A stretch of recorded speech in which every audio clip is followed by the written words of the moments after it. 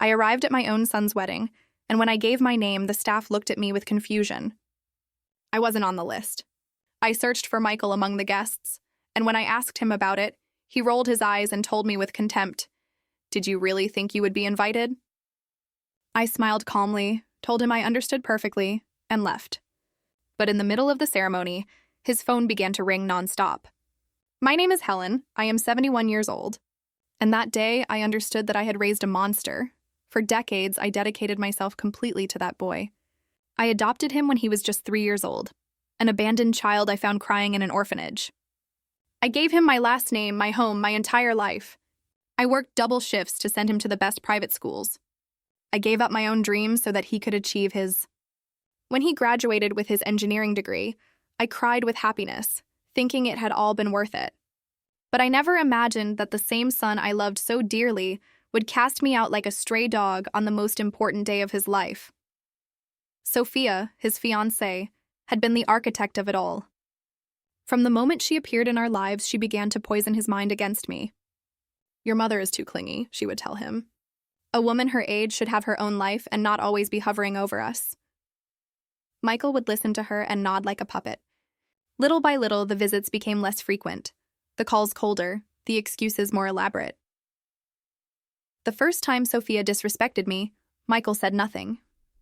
We were having dinner at my house when she commented that my food was too salty and that she didn't understand how Michael could have grown up eating such garbage. I froze, waiting for my son to defend me, but he just kept eating as if nothing had happened. Then came the more subtle humiliations. "Helen, don't you think that blouse is a bit too young for you?" Sophia would say with a fake smile, or when I would arrive to visit him without calling first. "Oh, Helen, I wish you had called ahead. We're busy planning our future." And Michael always nodded, always supported her. But what hurt the most was when they announced their engagement. They organized a family dinner, and I was the last to find out. I arrived at Michael's house expecting a normal dinner and found Sophia showing off a huge ring, surrounded by her parents and siblings. "Surprise!" they all shouted. I forced a smile and congratulated them. But inside, something broke. "Mom," Michael told me that night, his tone different, colder, more distant. "Sophia and I have been talking about the wedding. We want something intimate, just close family." I nodded, thinking I was included in that category. How naive I was. The following weeks were an ordeal. Sophia was in charge of the preparations, and every time I asked something about the ceremony, she gave me vague answers. "We're still deciding," she'd say. "We'll let you know." But they never let me know anything. 3 days before the wedding, I called Michael to ask what time I should arrive at the venue. There was a long silence on the other end of the line. "Mom," he finally said, "Sophia and I have decided that the wedding will be for only the closest family." I felt as if I had been stabbed.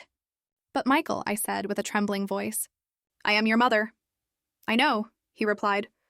"But Sophia feels that, well, that you don't fit the image we want to project." I didn't fit their image. Those words echoed in my head for days.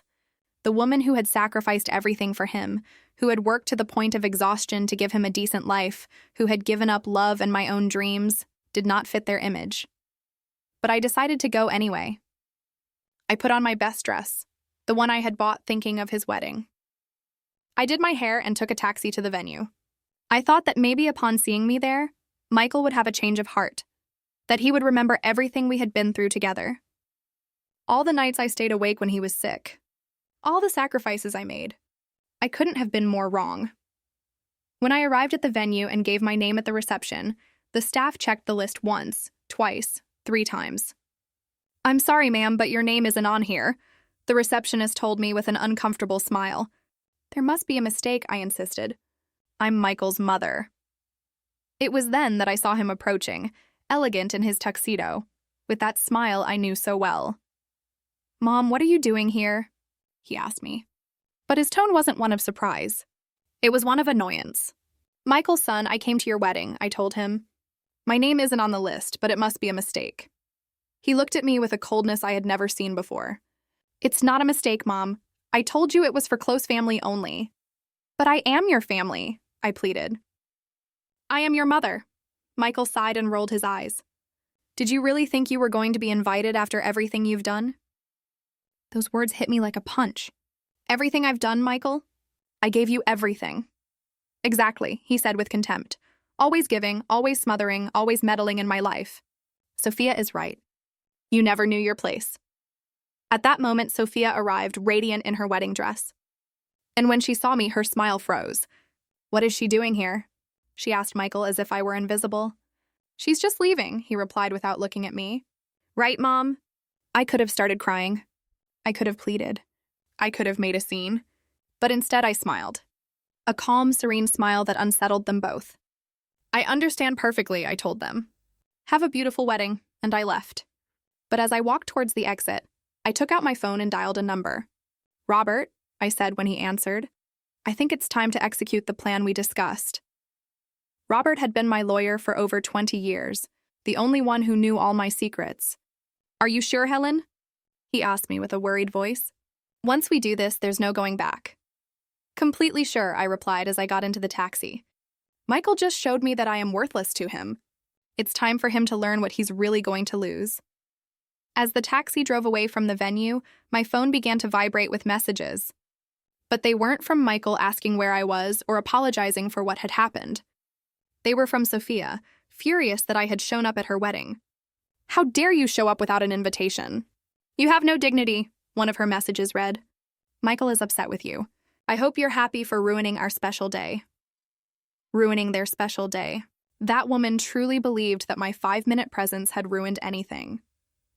She had no idea what it really meant to ruin something, but she was about to learn very soon. I arrived home, and for the first time in months, I felt strangely calm. For years, I had been walking on eggshells, trying not to bother Michael, not to inconvenience Sophia, to be the perfect mother-in-law who doesn't meddle but is always there when needed. But that night, as I took off the dress I had bought for a wedding I wasn't invited to, I made the most important decision of my life. I was retiring, not from work. I was retiring from being a mother. Michael never knew the truth about my financial situation. When I adopted him, I was a young woman working as a secretary and living in a small apartment. He grew up seeing my sacrifices, my part-time jobs, my constant struggle to make ends meet. What I never told him was that during all those years, my father, who had moved to Europe in the 50s, had been wisely investing the money he earned from his import-export business. When my father died 10 years ago, he left me a considerable inheritance. Properties in Geneva, stocks in prosperous companies, bank accounts that Michael could never have imagined existed. But I decided to keep living as I always had, working, saving, keeping the same modest house. I wanted Michael to value me for who I was, not for what I had. What a huge mistake I had made. That very night, while Michael and Sophia were celebrating their wedding, I was on my computer transferring money, making calls, setting in motion a plan I had been considering for months. The next day, when they woke up from their express honeymoon, their world had begun to change. At first, it was subtle. Michael called me 3 days after the wedding, not to apologize, but to ask me to look after his apartment while he and Sophia were in Cancun. Mom, I need you to go water the plants and pick up the mail, he said, as if nothing had happened. Oh, and Sophia wants you to clean up a bit because we're having visitors when we get back. I can't, I replied simply. What do you mean you can't? He asked, surprised. I'm busy, I told him. Find someone else. And I hung up. An hour later, Sophia was screaming at me over the phone. What's wrong with you, Helen? Are you crazy? It's the least you can do after the scene you made at our wedding. I didn't make a scene, I responded calmly. I just went to congratulate my son. Your son doesn't want you there, she yelled. Get it through your head. You are a burden to him. A burden? After everything I had done, after all the sacrifices, I was a burden. You're right, Sophia, I told her. I am a burden. That's why I've decided to free him from that burden forever. What do you mean by that? She asked, her voice changing tone. I mean, I'm retiring. Michael no longer has a mother. I hung up the phone and turned it off.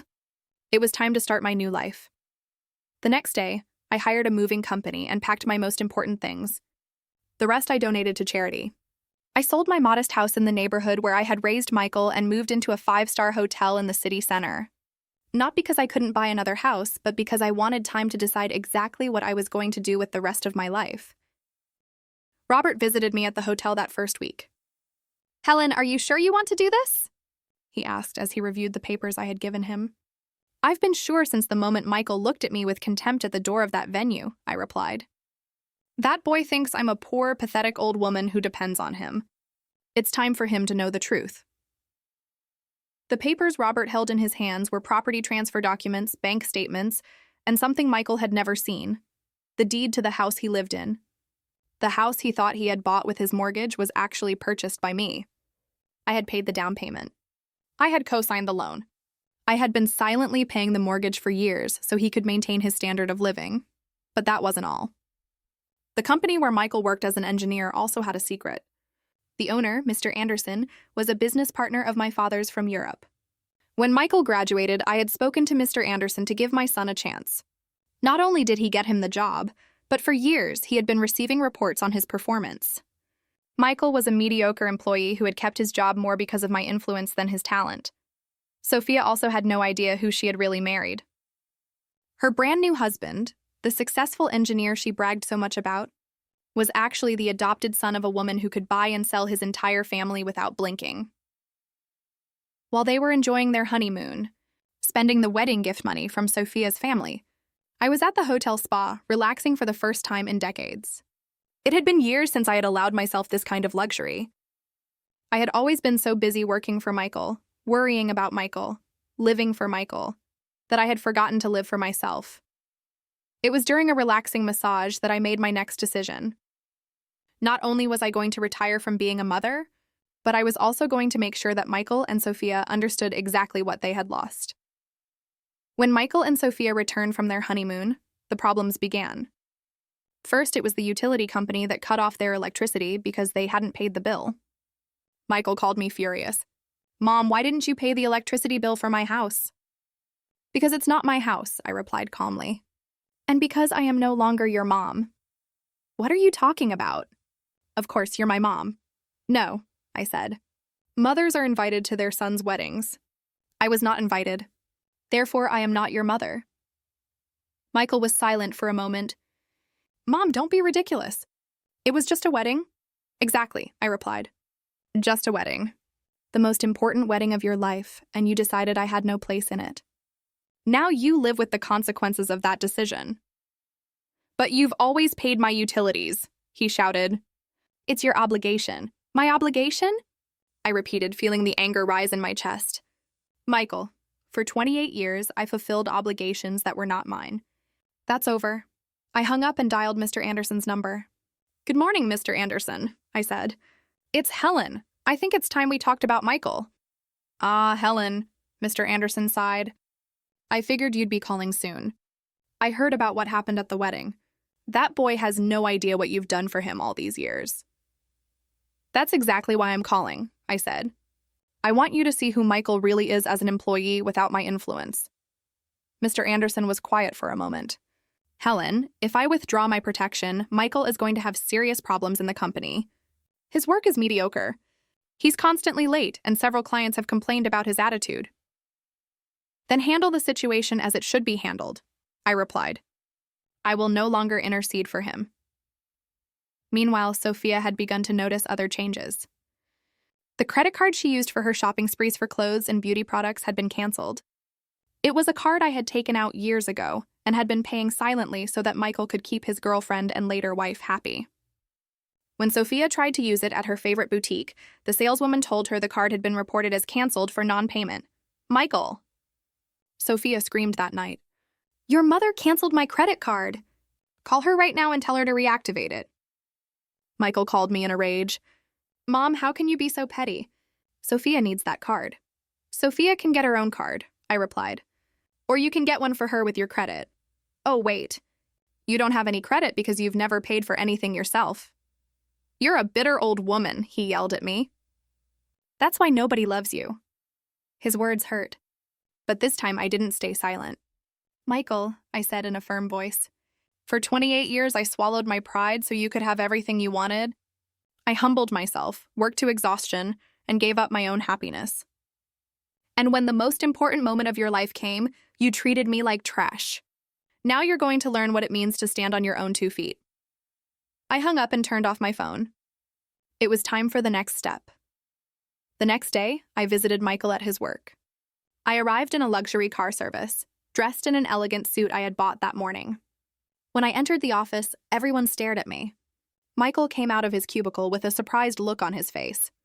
"Mom, what are you doing here?" "I came to talk to you," I said. "Can we speak in private?" We went to the conference room and I closed the door. "Michael," I said, "I want you to know something. For all these years, Mr. Anderson has been very patient with you because he respects me, but that patience has run out." "What are you talking about?" he asked nervously. "I'm talking about the fact that Mr. Anderson knows you're late, that your work is mediocre, that several clients have complained about you. The only thing that has kept you in this job has been my influence." Michael turned pale. "That's not true, is it?" I took out my phone and dialed Mr. Anderson's number. "Mr. Anderson, could you please come to the conference room? My son has some questions about his job performance." 5 minutes later, Mr. Anderson entered the room with a folder in his hands. "Good morning, Michael," he said in a serious voice. "Your mother asked me to show you this." He opened the folder and took out several documents. "These are the reports from your supervisors for the last 3 years. It says here you've been late 43 times. You've submitted projects with significant errors, and 3 major clients specifically requested that you not work on their accounts again." Michael looked at the papers, unable to believe what he was seeing. But they never said anything to me." "Because your mother asked me to be patient with you," Mr. Anderson continued. "She has been quietly paying for your mistakes, apologizing to clients, even financially compensating the company for the losses you've caused." "That's a lie," Michael whispered. "It's not a lie," I told him. "For years I've been cleaning up your messes because I thought one day you would become the man I wanted you to be. But I was wrong. You are already the man you were going to be, one who treats his mother like trash." Mr. Anderson closed the folder. "Michael, as a personal favor to your mother, I'm going to give you 2 weeks to find another job. After that, your employment here is terminated." He stood up and left, leaving us alone. Michael looked at me with pleading eyes. "Mom, please, you can't do this. Sophia is going to kill me if I lose my job. You should have thought of that before you kicked me out of your wedding," I replied. "Now you're going to learn what it means to lose what you value most." I stood up to leave, but Michael grabbed my arm. "Wait, you can't do this. I'm your son." "No," I said, pulling my arm away. "My son would have defended his mother when his wife insulted her. My son would have invited me to his wedding. My son would have treated me with respect. You are not my son, Michael. You are a stranger living in a house I paid for, with a job I got for him, married to a woman who despises me as much as he does." I walked out of the office, and for the first time in years, I felt completely free. That night, Michael arrived home completely shattered. Sophia was waiting for him with a glass of wine, ready to hear about his day. But when she saw his face, she knew something was wrong. "What's wrong with you?" she asked. "You look like you've seen a ghost." "Worse," Michael replied, slumping onto the couch. "I saw my mother turn into my worst nightmare." He told her everything that had happened at the office. The performance reports, the threat of being fired, the revelation that Helen had been paying for his mistakes for years. Sophia listened with growing horror. "Are you telling me your mother has been controlling your job this whole time?" "It wasn't control," Michael mumbled. "It was protection. It was manipulation," Sophia shouted. "That woman is a psychopath. First she ruins our wedding, and now she wants to ruin your career."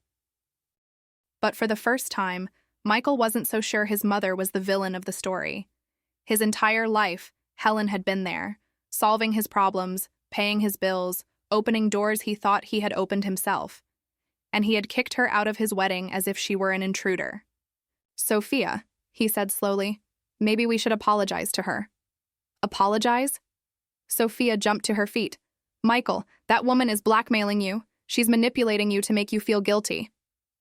"It's not blackmail," Michael replied. "It's a consequence. I told her she didn't fit our image, and now she's showing us that we're the ones who don't fit in hers."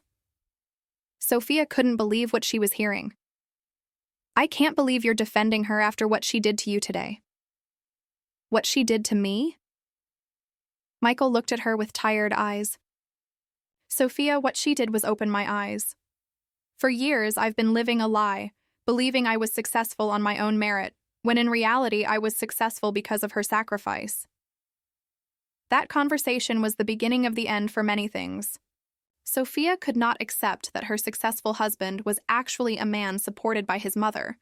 She had bragged for months about Michael's job, his abilities, his bright future. What was she going to tell her friends now? That she had married a man who wasn't what he seemed. Meanwhile, I was in my hotel suite, having room service for dinner and watching the news. My phone had been ringing all afternoon, but I kept it on silent. I knew it was Michael and Sophia, probably desperate, probably furious, probably pleading. But I had learned something important. When someone shows you who they really are, you should believe them. The next morning, Robert came to visit me with more papers. "Helen," he said, "I have the transfers ready. Are you sure you want to do this?" My hands, I held the documents to transfer the ownership of Michael's house to my name, cancel all the automatic payments I had been making for him, and withdraw my co-signature from all his loans. "Completely sure," I replied. "That boy wants independence. Well, he's going to get complete independence." I signed all the papers, and Robert left to process the transfers. In 24 hours, Michael was going to discover that the house he lived in was no longer his, that his credit cards had been canceled, and that he had to start paying a rent he couldn't afford with the job he was about to lose. But I had a bigger plan. It wasn't enough for Michael to learn his lesson. I also wanted Sophia to understand who she had messed with. That woman had spent months insulting me, looking down on me, treating me as if I were a bothersome and worthless old woman. It was time for her to learn what my real value was. That afternoon, I dressed in my best suit and took a taxi to the boutique where Sophia worked as a sales associate. It was an expensive store in the most exclusive mall in the city, the kind of place where she felt important because she attended to wealthy women. What Sophia didn't know was that I was wealthier than most of her clients. I entered the store and started looking at the clothes. Sophia was helping another woman, but when she saw me, her face changed completely. "What are you doing here?" she asked in a hostile voice. "I came to buy clothes," I answered calmly. "Isn't it your job to help customers?" The other client looked at us, confused by Sophia's aggressive tone. "Do you know this lady?" she asked. "She's my mother-in-law," Sophia replied with contempt. "One who doesn't know her place." "Oh," I said, smiling. "Then I do know my place. My place is that of a woman with money who wants to spend it. Are you going to help me, or do I need to speak with your manager?" Sophia turned red with rage, but she couldn't make a scene in front of other customers. "What do you want?" she asked through gritted teeth. "I want to see that dress in the window," I said, pointing to the most expensive one in the store. "The $6,000 one." Sophia's eyes widened. "6,000? Yes, 6,000. Do you think I can't afford it?" Sophia went to get the dress, muttering insults under her breath. When she returned, she showed it to me with a look of annoyance. "Here it is," she said, "but I doubt you can afford it."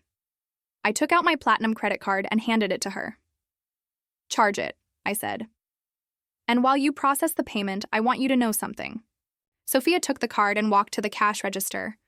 When she swiped the card, the system not only approved the purchase but also showed a credit limit that left her speechless. "How?" she started to say.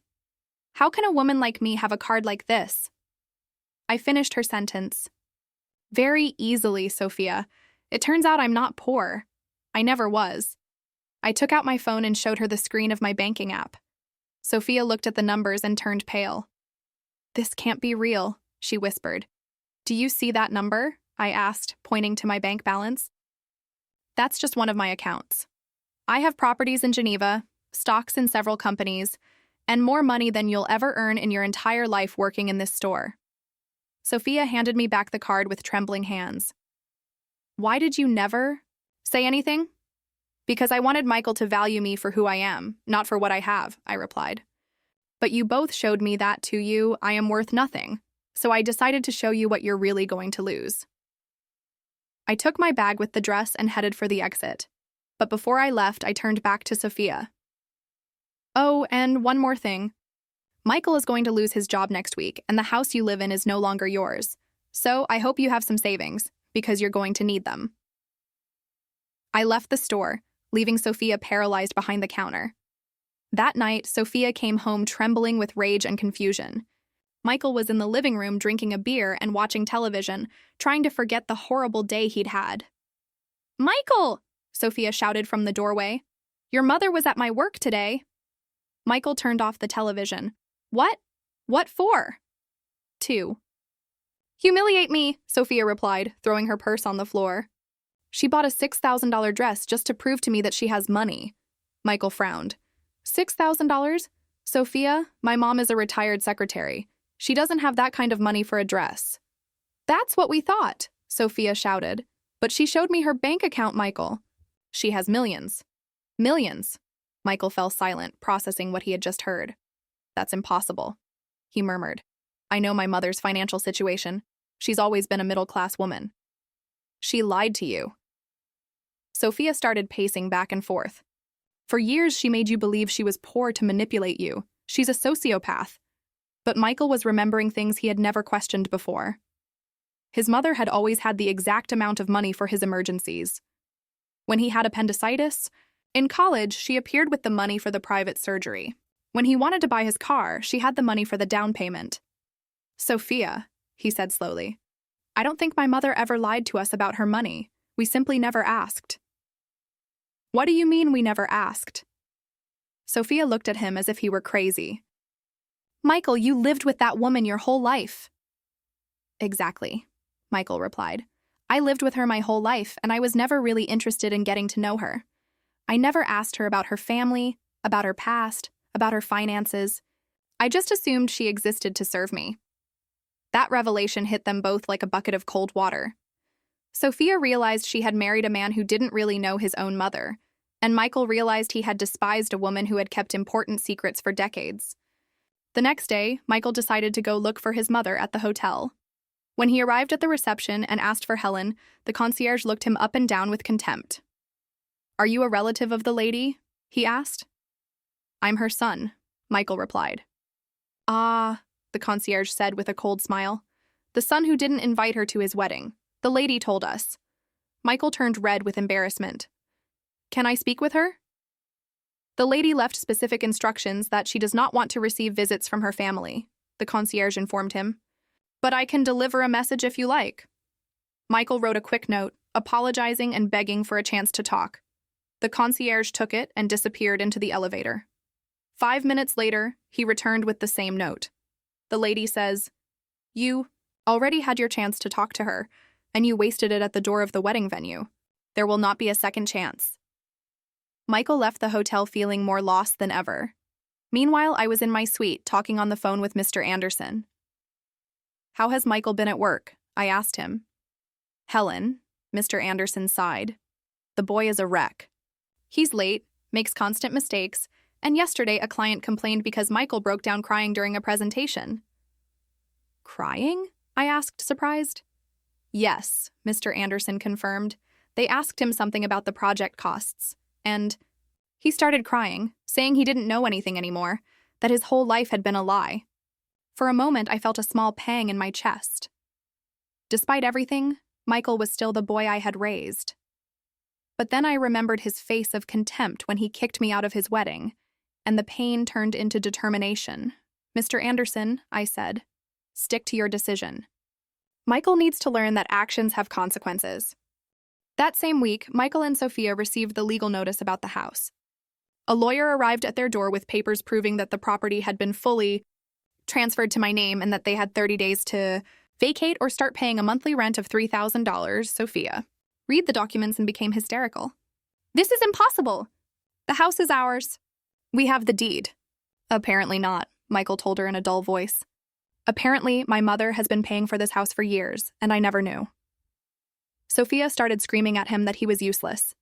How could he not know his own mother owned his house? Her screams became so intense that the neighbors called the police. When the officers arrived, they found Sophia breaking plates and furniture while Michael was huddled in a corner. Crying, ma'am, one of the police officers said to Sophia, you need to calm down, or we're going to have to arrest you for disturbing the peace. You can't arrest me, Sophia screamed. This is my house. According to these documents, the officer said, reviewing the legal papers, this house belongs to a lady named Helen. Are you Helen? She's my mother-in-law. Then this is not your house, the officer concluded. I suggest you resolve this matter in a civilized way, or we will be forced to intervene. After the police left, Michael and Sophia sat among the broken plates and overturned furniture. "What are we going to do?" Sophia whispered. "I don't know," Michael replied. "I don't have a job. I don't have a house. I don't have any savings because I always thought my mother would be there to bail me out." "I hate that woman," Sophia screamed. "I hate her. She ruined our lives." "No," Michael said in a broken voice. "We ruined our lives when we decided she didn't deserve our respect." It was the first time Michael had admitted they were wrong, but Sophia wasn't ready to accept responsibility. In her mind, I was the villain who had destroyed her perfect marriage. What she didn't know was that her marriage had never been perfect. It had been an illusion built on my silent sacrifices. That night, Sophia made a decision that would change everything. If she couldn't get Michael to win back his mother, then she would make his mother pay publicly for what she had done to them. She opened her social media account and began to write a post that would go viral for all the wrong reasons. Sophia wrote a post full of lies. "My psycho mother-in-law kicked us out of our house after ruining our wedding," the post began. "For years, she pretended to be poor to manipulate my husband, but in reality, she's a millionaire. Now that we're married, she decided to destroy our lives out of jealousy. My husband lost his job because of her, and now we have nowhere to live. This sick woman can't accept that her son doesn't need her anymore." The post was accompanied by photos of Sophia crying and of their trashed house. Within hours, the post had thousands of shares and comments. People were outraged by the evil mother-in-law. Sophia had presented herself as the perfect victim. The comments were filled with insults towards me. "What a horrible mother-in-law," one person wrote. "She should be ashamed." Sophia read every comment with satisfaction, feeling vindicated. She had gotten exactly what she wanted, to make me the public villain. But Sophia made a fatal mistake. In her thirst for revenge, she had tagged my full name in the post. The first to contact me was an old colleague. "Helen," she wrote in a private message, "have you seen what your daughter-in-law is saying on social media? She's completely lying about you." I opened social media for the first time in weeks and read the post. Every word was a distortion of reality. Every accusation was an inversion of the facts. I sat in my hotel suite reading the hundreds of comments from people insulting me without knowing the truth. Toxic mother-in-law, bitter woman, psychopath. Each word was like a slap. But curiously, they didn't hurt as much as I thought they would. After everything I had been through, the insults of strangers seemed insignificant. But what did bother me was that Sophia had gotten exactly what she wanted, to turn me into the monster of her story. She had taken my pain and transformed it into a narrative where she was the innocent victim. It was then that I decided it was time to tell my own side of the story. That night, I opened my own social media account and started writing. Not a post full of rage, but a calm and honest account of what had really happened. "My name is Helen, and I am the psycho mother-in-law you've been talking about," I began. "I want to tell you the truth." I wrote about adopting Michael, about the years of sacrifice, about how I had worked multiple jobs to give him the best education. I explained how I had been quietly paying his expenses for years. I described Sophia's constant humiliations, Michael's growing contempt, and finally the exclusion from his wedding. "I did not kick them out of the house," I wrote. "I am charging them rent for a house that I bought and paid for. I did not make Michael lose his job. I simply stopped covering for his poor performance. I did not pretend to be poor to manipulate them. I kept my private life private because I wanted them to value me for who I am, not for what I have." But the most powerful part of my post was when I shared the recordings. Over the past few months, I had started recording conversations with Sophia and Michael. Not out of malice, but for protection. When someone constantly lies about what you said or did, recordings become your only defense. I had recorded Sophia insulting me. I had recorded Michael telling me I didn't fit their image. I had recorded the phone call where Sophia screamed at me that I was a burden. I uploaded snippets of those recordings along with my post. The reaction was immediate and explosive. Within minutes, the comments began to change. "Oh my God, that daughter-in-law is horrible," someone wrote. "How can a son treat his mother like that?" Another commented. "This lady is a saint for putting up with so much." But I wasn't finished. Over the next few days, I posted more evidence. Photos of receipts, bank statements, documents proving I had co-signed all his loans, screenshots of messages where Sophia insulted me. With each post, the narrative shifted more. People began to share my posts with comments like, This is what happens when you don't value your mother, and what an important lesson about consequences. But the post that really changed everything was when I told the full story of Michael's adoption. 28 years ago, I wrote, I adopted a 3-year-old boy who had been abandoned. He was a sad, scared child who needed love. I gave him that love unconditionally for decades. But unconditional love does not mean one must allow themselves to be treated without respect. Sometimes the most important lesson you can teach someone is that actions have consequences. That post went viral on its own. Thousands of people shared it. Mothers all over the world identified with my story. Adult children began to reflect on how they treated their own mothers. The conversation had completely changed.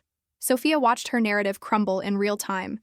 The comments on her original post were now filled with people criticizing her for lying. How could you lie like that about a woman who sacrificed everything for you? They wrote, you should be ashamed. Desperate, Sophia did a live stream to defend herself. But it was the worst mistake she could have made. Sophia started her live stream with tears in her eyes. Hello, everyone, she said. I know many of you have seen my mother-in-law's posts, and I want to clear things up. That woman is lying about everything. There were only about 50 people watching at first, but the number started to grow rapidly. Helen is not the victim she pretends to be, Sophia continued.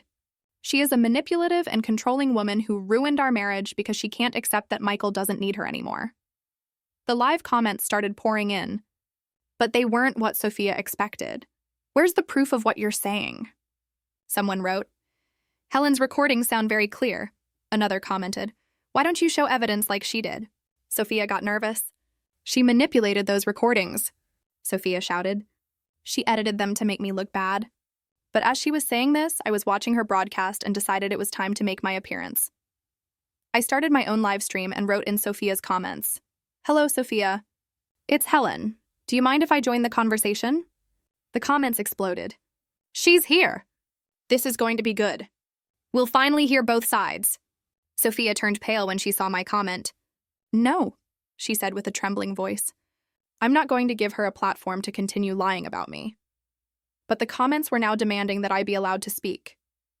Coward, they wrote. If you're telling the truth, you shouldn't be afraid. Let her speak. Fine, Sophia finally said. Let her join. That way, everyone can see what kind of person she really is. I accepted her invitation and appeared on the screen next to her. The contrast was stark. I was calm, well-dressed, in an elegant suite, while Sophia looked disheveled and desperate. Hello, Sophia, I said in a serene voice. Thank you for allowing me to clear things up. Go ahead, she responded hostilely. Lie all you want. People already know the truth about you.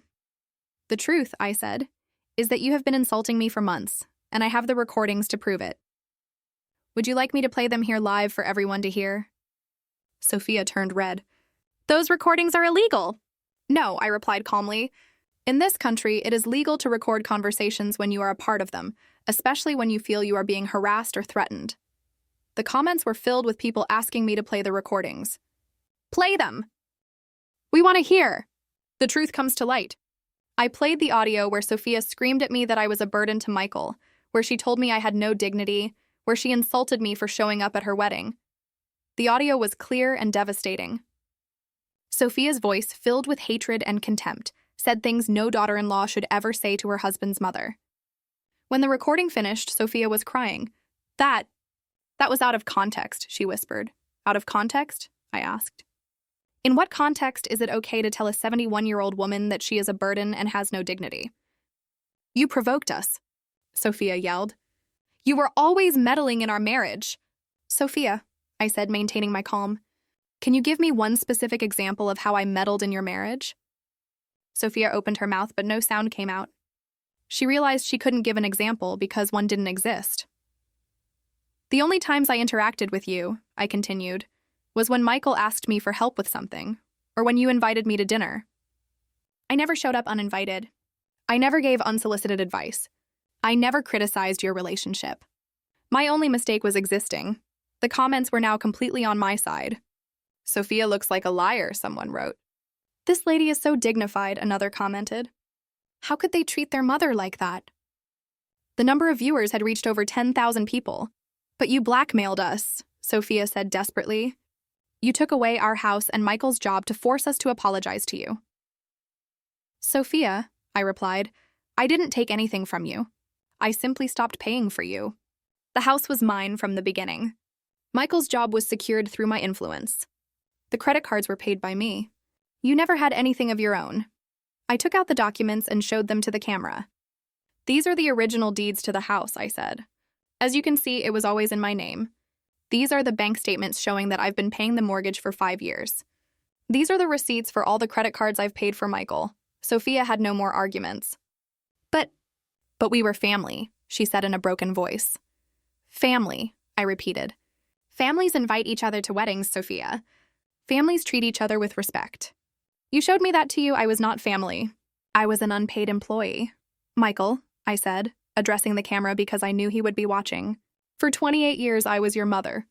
I changed your diapers when you were a baby. I took you to the doctor when you were sick. I worked extra hours to pay for your college. I defended you when you got into trouble. But when the time came for you to defend me, you chose to humiliate me.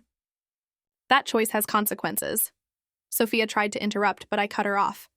I'm not finished. Sophia, you chose to see me as a threat instead of an ally. You chose to insult me instead of respecting me.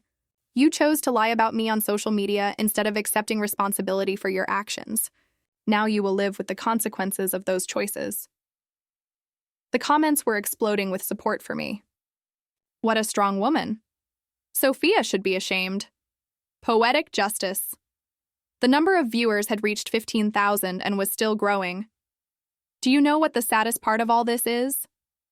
I asked Sophia. That I really wanted to love you. When Michael told me he had a girlfriend, I was thrilled. I thought I was finally going to have a daughter. I prepared special dinners for you. I bought you gifts. I tried to include you in all our family traditions. But you chose to see me as your enemy from day one. Sophia was crying openly now. I didn't know. Of course you knew, I replied. You knew exactly what you were doing. And now everyone else knows too.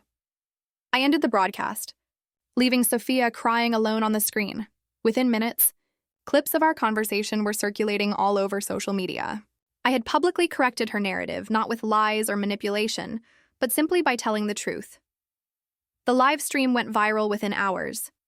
The most impactful clips were shared millions of times with titles like, Mother-in-law corrects lying daughter-in-law with facts, and the most elegant self-defense in history, Sophia, had been completely exposed as a manipulative person, while I had emerged as a dignified woman who had simply defended herself with the truth. The consequences for Sophia and Michael were immediate and difficult. The boutique where Sophia worked let her go the next day. We can't have employees who generate this kind of controversy, her manager explained. Our clientele are elegant ladies who now see you as a contentious person. Sophia tried to explain that it had all been a misunderstanding, but it was too late. The video of her insulting me had been seen by millions. Michael, for his part, arrived at work to find a termination letter on his desk.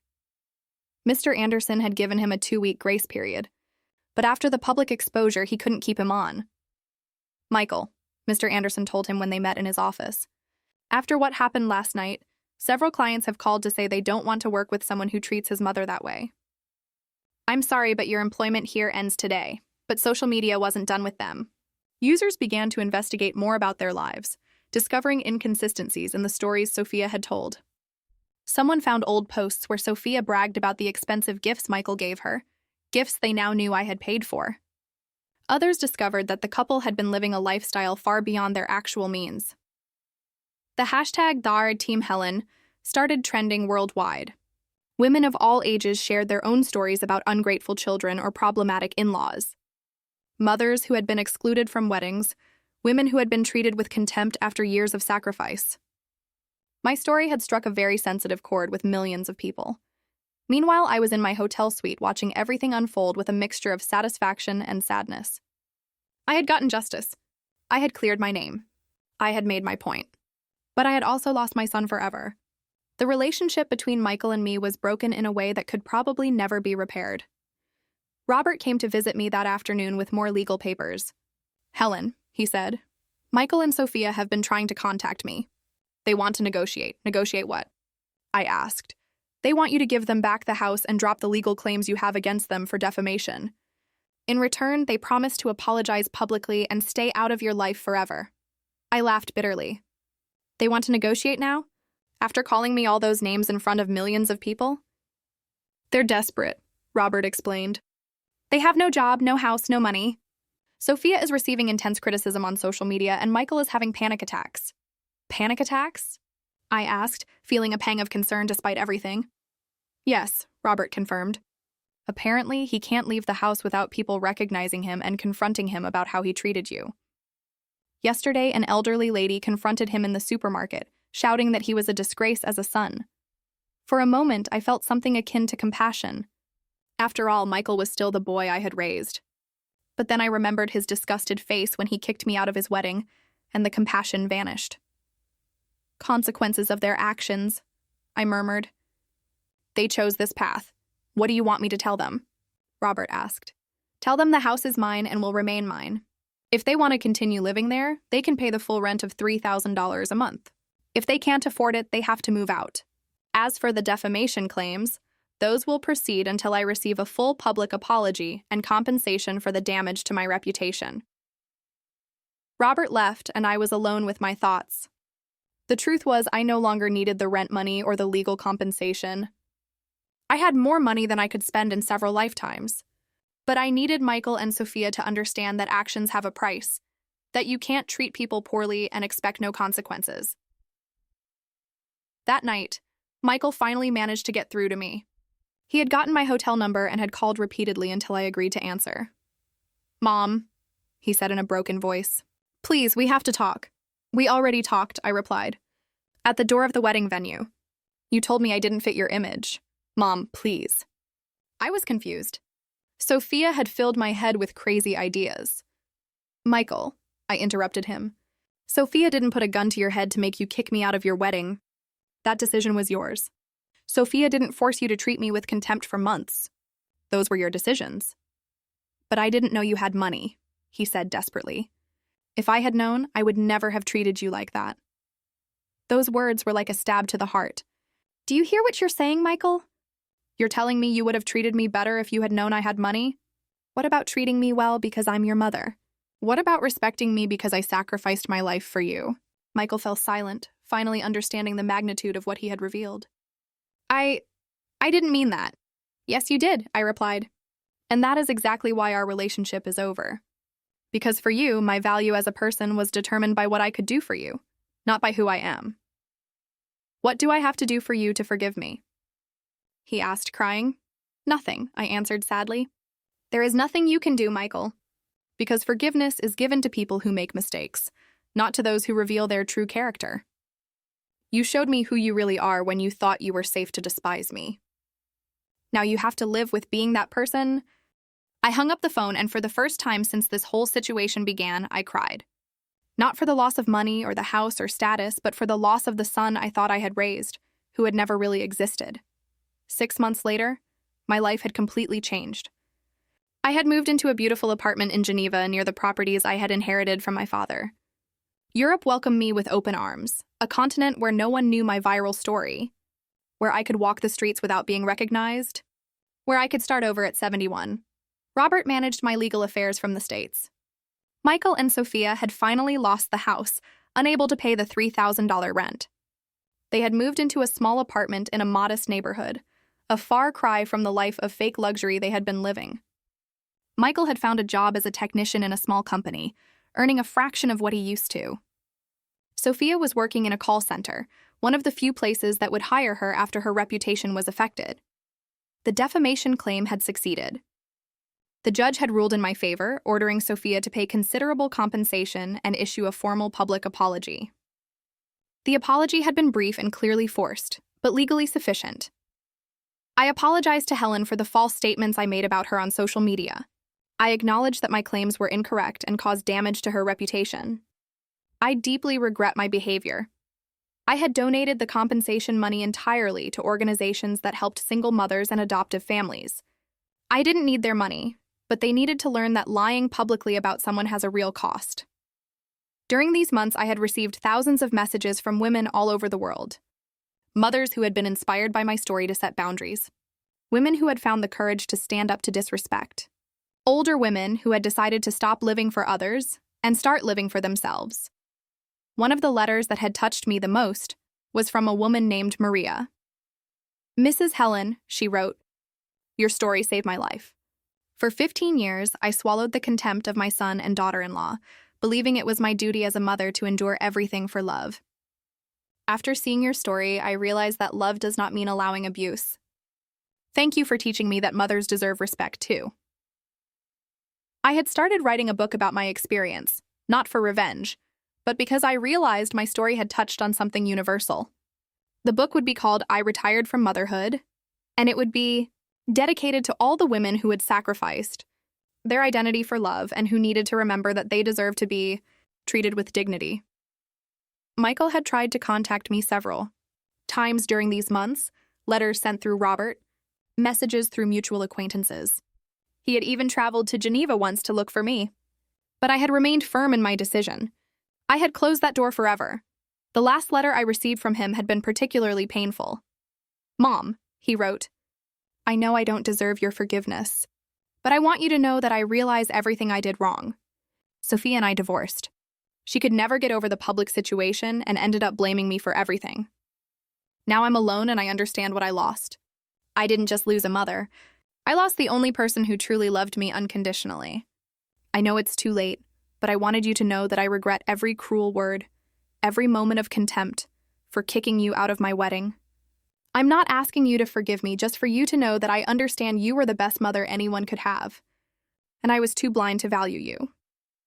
I read that letter several times, feeling a mixture of sadness and relief. Sadness because it was clear that Michael had finally understood the magnitude of what he had lost, but also relief because his understanding validated my decisions. I hadn't been cruel or vengeful.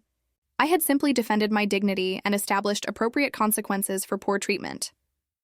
In my new life in Geneva, I had found a peace I hadn't felt in decades. I had time to read, to travel, to make new friends with people who valued me for who I was. I had started taking painting classes, something I had always wanted to do but never had time for because I was too busy living for Michael. I had also started volunteering with an organization that helped older women who had been abandoned by their families. My story gave them hope, showed them that it was possible to rebuild a life after family rejection. That self-worth was more valuable than maintaining toxic relationships. One afternoon, while strolling through a park, I reflected on the entire journey I had taken, from adopting a 3-year-old boy to the decision to retire from motherhood at 71. It had been a long and painful journey, but also a liberating one. I did not regret adopting Michael. I had given him love, education, opportunities he wouldn't have had otherwise. I did not regret the sacrifices I had made during his childhood and adolescence because those were acts of genuine love for a child who needed them, but I also did not regret walking away when he became an adult who treated me with contempt. I had learned a fundamental lesson. Unconditional love does not mean accepting unconditional poor treatment. There was a difference between loving someone and allowing them to destroy you in the name of that love. My phone vibrated with a message from Robert. "Helen," he wrote, "Michael contacted me again. He says he's in therapy and that he understands everything he did wrong. He's asking if there's any chance of reconciliation." I read the message and smiled sadly. I replied, "Tell him I'm glad to know he's working on himself, but some doors once closed do not reopen. I wish him the best in his new life." It was the truth. I wished Michael the best, but no longer from the position of his mother. That woman, the one who had lived for him for decades, no longer existed.